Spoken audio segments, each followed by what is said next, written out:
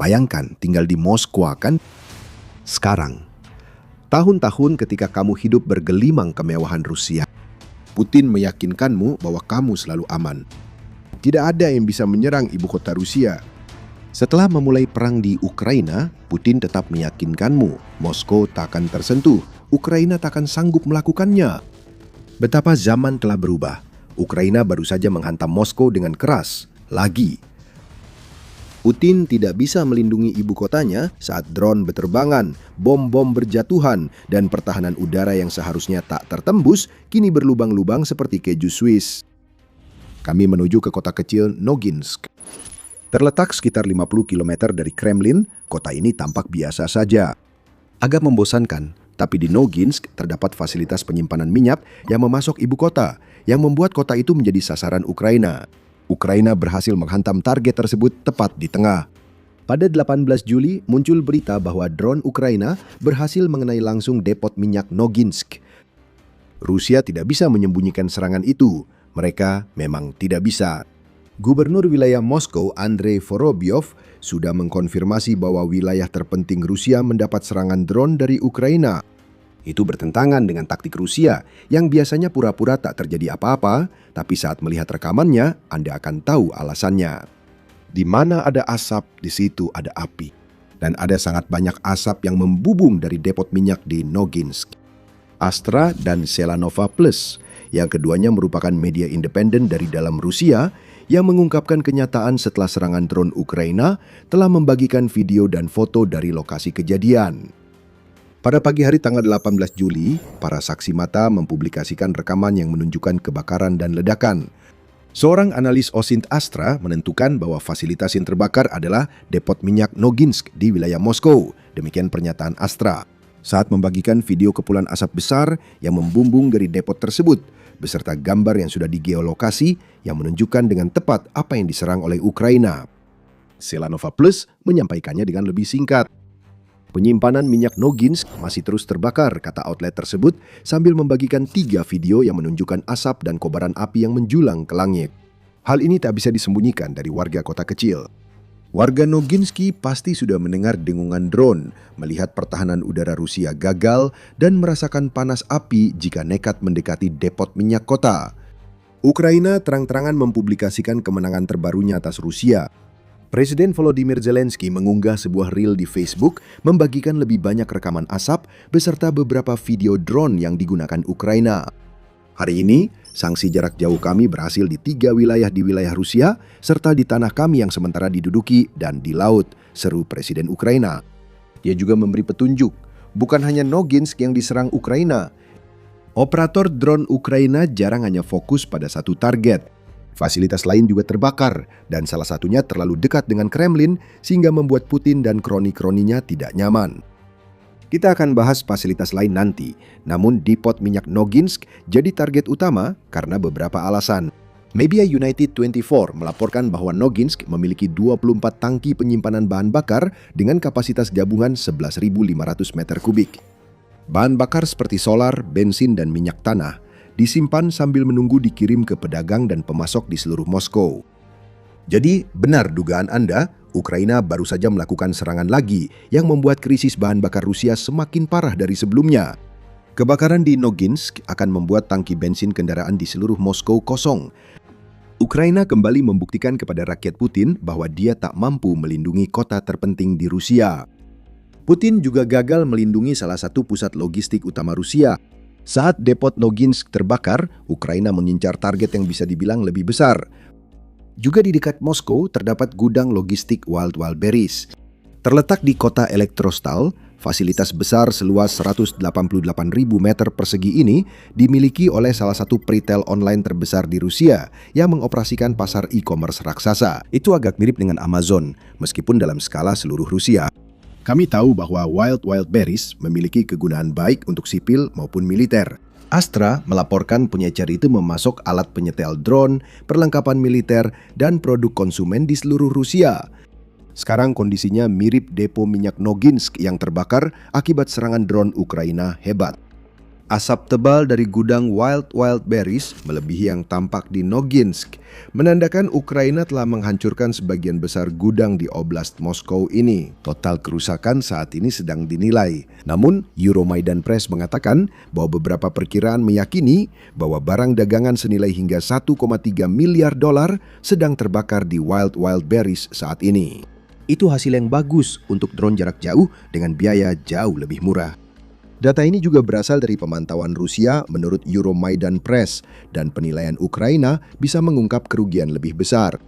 Kita tahu Wild Berries menjual perlengkapan militer, tapi mengapa lokasi ini? Ukraina menyerang gudang Wild Berries sebagian karena lokasinya. Elektrostal hanya berjarak sekitar 60 km dari Moskow, jadi serangan di kota itu menegaskan kembali pesan yang ingin disampaikan Ukraina kepada Rusia bahwa pertahanan udara Moskow benar-benar gagal melindungi kota tersebut. Namun, ada juga unsur balas dendam dalam serangan ini. Salah satu aspek yang kurang banyak diberitakan dari kampanye jarak jauh Rusia terhadap Ukraina adalah bahwa Rusia berulang kali menargetkan fasilitas serupa yang melayani militer dan rakyat Ukraina. Peritel online utama Ukraina, Novopost, berulang kali jadi target drone dan rudal Rusia sejak Putin memulai perangnya. Salah satu operator pos dan logistik terbesar di Ukraina, Novopost, memiliki gudang di seluruh Ukraina. Pada Oktober 2023, sebuah rudal Rusia menghantam terminal Novopost di Krotich yang terletak di Oblast Kharkiv. 6 karyawan tewas, 17 orang lainnya terluka, dan ratusan paket hancur akibat rudal tersebut. Pada pertengahan 2026, Rusia tampaknya rutin menjadikan Novopost sebagai target. Pada 2 Juli, drone Shahed Rusia menyerang salah satu pusat penyortiran perusahaan di Zaporizhia. Esoknya, lebih banyak drone Rusia menyerang pusat penyortiran lain di Dnipro. Dan serangan-serangan itu terus berdatangan. Serangan terjadi di terminal Novopost di Kiev pada 5 Juli dan di terminal Kryvyi Rih sesaat setelahnya. Rusia juga telah menyerang cabang-cabang Novopost seperti yang terjadi di Chernihiv pada awal Juli dan di Kremenchuk pada 16 Juli. Rusia jelas berpikir bahwa mengganggu logistik sipil adalah strategi perang yang sah. Apa yang berlaku untuk Rusia juga berlaku untuk Ukraina. Kebakaran di gudang Wild Berries menunjukkan pada Putin bahwa upayanya untuk melumpuhkan salah satu perusahaan pengiriman terbesar di Ukraina bisa dibalas dengan tindakan serupa. Baru saja kita melihat pertahanan udara Moskow gagal total menghadapi drone Ukraina. Di balik masalah ini ada masalah lain. Pertahanan itu sudah pernah gagal sebelumnya. Moskow telah menjadi target rutin bagi Ukraina. Serangan ini terjadi setelah serangan lain yang menunjukkan kerentanan kota terpenting Rusia. Pada bulan Mei lalu, Ukraina melancarkan salah satu serangan drone terbesar mereka terhadap Rusia sejauh ini, dengan serangkaian serangan selama seminggu yang menghantam beberapa target utama di Moskow, termasuk kilang yang memproduksi sebagian besar bahan bakar yang digunakan oleh penduduk Moskow. Sebulan setelahnya, kilang itu diserang lagi, menyebabkan kobaran api besar, hingga warga Moskow mengeluhkan hujan hitam di jalan-jalan. Inilah kenyataan baru bagi warga Moskow di tahun 2026. Mereka seharusnya menjadi orang-orang yang paling aman di Rusia. Mereka memang tidak lebih jauh dari Ukraina dibandingkan warga Siberia atau pelosok Rusia lain. Tapi mereka tinggal di Moskow, permata mahkota Rusia yang dikelilingi lapisan-lapisan pertahanan udara begitu rapat hingga seekor lalat pun seharusnya tak bisa menembusnya. Putin meyakinkan mereka akan aman, namun ilusi itu hancur, seperti kilang minyak, depot, dan gudang di Moskow yang terbakar akibat serangan drone Ukraina yang tepat sasaran. Moskow bukan lagi tempat yang aman, sekarang menjadi target. Untuk memahami pentingnya hal ini, kita harus mendalami mitos pertahanan udara Moskow dan alasan kegagalan Putin melindungi ibu kota Rusia. Sebelum lanjut, ini The Military Show. Jika Anda suka wawasan seperti ini, jangan lupa berlangganan channel kami. Kami bahas topik ini tiap minggu. Jadi, pertahanan udara Moskow, sebenarnya apa yang terjadi? Itulah pertanyaan yang membayangi jutaan warga Moskow saat mereka melihat laporan demi laporan tentang fasilitas penting di dalam dan sekitar kota mereka yang terbakar. Dan nada tidak percaya dalam pertanyaan itu memang wajar, karena Moskow seharusnya dilindungi oleh lapisan-lapisan pertahanan udara yang mencegah hal seperti ini terjadi. Lapisan-lapisan pertahanan ini disebut cincin besi. Moskow selalu dijaga dengan baik, tetapi sejak Mei 2025, Rusia terlihat memperkuat pertahanan udaranya dengan memasang posisi pertahanan udara baru di sepanjang jalan lingkar pusat kota dan cincin beton yang sejajar dengan jalan tersebut. Pertahanan itu berada sekitar 50 km dari Moskow. Ironisnya, jarak itu hampir sama dengan jarak target yang diserang Ukraina dari kota itu pada 18 Juli. Setahun kemudian, Rusia tetap memperkuat cincin besi, terutama menjelang parade Hari Kemenangan yang suram, di mana Rusia enggan memamerkan peralatan militernya karena takut serangan Ukraina. Kiev Post melaporkan puluhan menara pertahanan udara didirikan di sekitar ibu kota Rusia. Totalnya 43 menara yang semuanya dibangun dalam 12 bulan terakhir. Bagi pengamat biasa, reputasi Moskow sebagai benteng yang mampu menangkis apapun yang datang dari udara memang tampak pantas. Faktanya, seperti yang kita lihat, sangat berbeda. Ada tanda keputusasaan pertahanan udara Rusia di sekitar Moskow belakangan ini. Banyak laporan menyebut Rusia menarik pertahanan udaranya dari garis depan demi melindungi ibu kota. Ini bukanlah unjuk kekuatan. Ini adalah indikator bahwa pertahanan udara Rusia lemah terhadap drone Ukraina. Dan satu-satunya strategi yang dimiliki Kremlin adalah strategi yang juga digunakan di medan perang Ukraina, yaitu mengutamakan kuantitas daripada kualitas. Pada 24 Juni, Kiev Independent melaporkan bahwa Rusia telah memindahkan kembali pertahanan udaranya ke Moskow dan jembatan Kerch yang mengarah ke Crimea. Keduanya karena ketakutan atas meningkatnya serangan drone Ukraina. Pernyataan itu dari Zelensky dan laporan selanjutnya membuktikan dia benar. Pada 15 Juli, Kiev Post melaporkan bahwa pertahanan udara yang sebelumnya ditempatkan di beberapa pangkalan Arktik terpenting Rusia, termasuk Rogachevo dan Severodvinsk, secara misterius telah menghilang.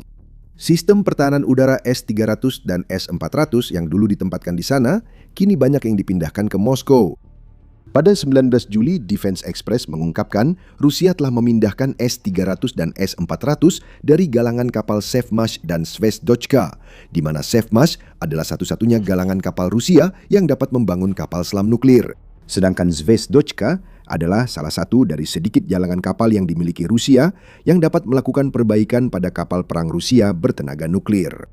Total 28 peluncur telah dipindahkan, sebagian ke Crimea dan sisanya ke Moskow. Apa yang ditunjukkan hal ini kepada kita adalah rasa takut, banyak sekali. Rusia menghadapi krisis pertahanan udara karena drone Ukraina makin kuat dan Kremlin menyadari Rusia terlalu besar untuk sepenuhnya dipertahankan. Moskow dan Crimea kini menjadi prioritas. Situs penting lain dilemahkan demi menjaga ibu kota yang dijanjikan Putin tetap aman dari perang yang ia mulai. Namun, semua tindakan putus asa ini gagal. Kenapa? Ada beberapa masalah yang dimiliki Rusia, semuanya terungkap dalam laporan Meduza tanggal 19 Juni. Jumlah drone Ukraina jadi masalah nyata. Pada 2026, Ukraina bukan lagi mengirim lusinan, tapi ratusan drone ke Rusia setiap serangan. Di sini, kuantitas sangat penting. Lebih banyak drone menambah tekanan pada pertahanan udara Rusia. Pertahanan bisa menembak jatuh 100 drone, tapi masih ada 5 atau 6 yang lolos dan mengenai target. Meduza juga menyebut Rusia tidak punya sistem deteksi drone di perbatasannya maupun sistem terpusat untuk berbagi informasi antar wilayah yang mungkin jadi target. Dengan kata lain, Ukraina bisa menembus pertahanan perbatasan Rusia dan Moskwa sama sekali tidak tahu bahwa drone Ukraina sedang menuju ke sana sampai radar pertahanan udara yang dipasang di sekitar kota mendeteksinya. Respons yang muncul selalu panik dan reaktif. Moskwa tidak bisa bersiap karena kekurangan data. Dan terakhir, ada pertahanan itu sendiri. Kita sudah membahas S-300 dan S-400 sebelumnya. Sistem-sistem tersebut bersama sebagian besar pertahanan udara Rusia dirancang untuk melawan rudal dan pesawat. Drone berbeda. Mereka lebih kecil dan terbang lebih rendah dibandingkan target utama, sebagian besar sistem pertahanan udara Rusia. Yang berarti pertahanan tersebut tidak bisa melacak drone Ukraina atau tidak bisa menembaknya setelah drone itu ditemukan. Drone terbang rendah meningkatkan risiko salah tembak. Rudal pertahanan udara yang terbang puluhan kilometer ke atas untuk menyerang pesawat sangat kecil kemungkinannya mengenai target di dekat permukaan tanah. Namun rudal yang menargetkan drone hanya beberapa kilometer di atas tanah itu lain cerita. Versi singkat dari semua ini adalah bahwa lebih banyak bukan berarti lebih baik bagi Rusia ketika berhadapan dengan drone. Peningkatan cincin besi tidak ada artinya. Cincin itu tak didesain untuk melawan drone kiriman Ukraina. Kita melihat hal itu saat drone tetap bisa menyerang target yang hanya puluhan kilometer dari Kremlin. Rasanya ada yang terlupa di sini. Tentu saja. Ingat komentar Zelensky soal serangan terbaru Ukraina. Ia menyebut ada 3 target. 2 di antaranya sudah kami sampaikan. Target ketiga bukan di Moskow, menandakan kampanye serangan jarak jauh Ukraina sangat mengesankan. Ukraina bisa menyerang seluruh wilayah Rusia dalam satu malam, menghantam ibu kota dan target-target yang jauh dalam serangan yang terkoordinasi dengan sangat baik. Target ketiga Ukraina berada di Stavropol Krai, di mana Dinas Keamanan Ukraina berhasil menghantam 3 depot minyak. Kemudian, Angkatan Bersenjata Ukraina melanjutkan dengan serangan ke fasilitas bahan bakar lain di wilayah tersebut. Stavropol Krai tidak dekat Moskow, melainkan sekitar 1.300 km dari ibu kota Rusia. Ini kembali menegaskan skala dan kedalaman serangan drone Ukraina.